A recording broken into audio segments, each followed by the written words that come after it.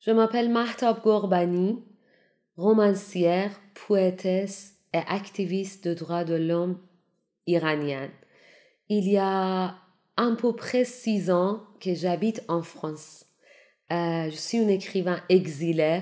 Tout d'abord, je voudrais dire désolé pour mon français parce que votre langue est très très difficile et je suis en train d'apprendre votre langue. Jusqu'à aujourd'hui, j'ai publié 3 livres, un en français qui s'appelle 1000 vies inachevées.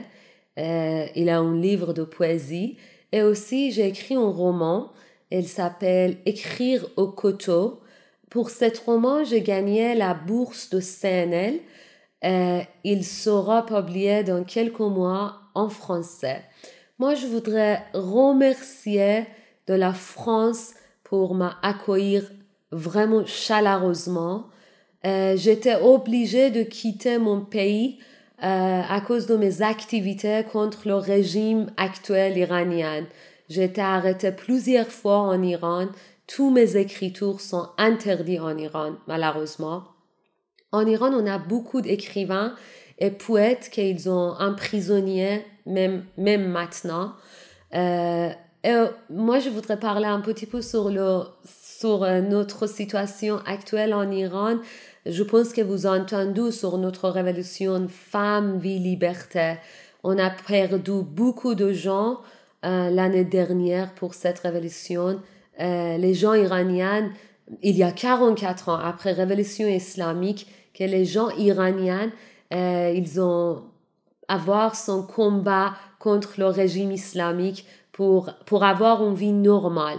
Et moi, toujours, même maintenant que je suis en exil, moi je dis à moi-même, je suis un survivant et je dois témoigner avec mes littératures, avec mes écritures, je dois témoigner, je dois parler sur la souffrance de mes peuples en Iran.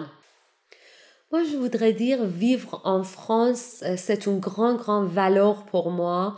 Vivre dans un pays laïque et libre avec une culture très très riche, vraiment c'est une grande valeur pour moi. Mais quand même, je suis très très nostalgique pour mon pays. Mon valise est prête pour partir.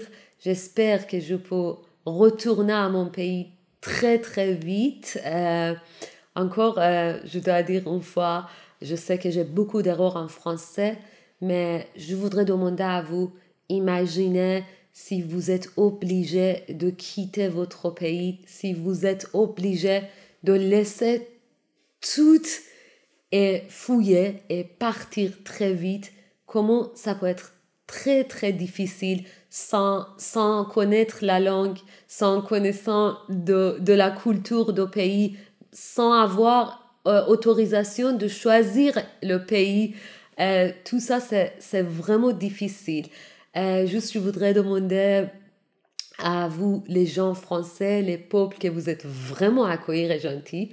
Soyez notre voix, la voix du peuple iranien. On a besoin d'aide. J'ai pas d'aucun espoir à les gens politiciens, les gouvernements pour tout le pays, mais j'ai grand espoir sur les peuples. Soyez notre voix et je voudrais terminer avec notre slogan Femmes, Vie, Liberté.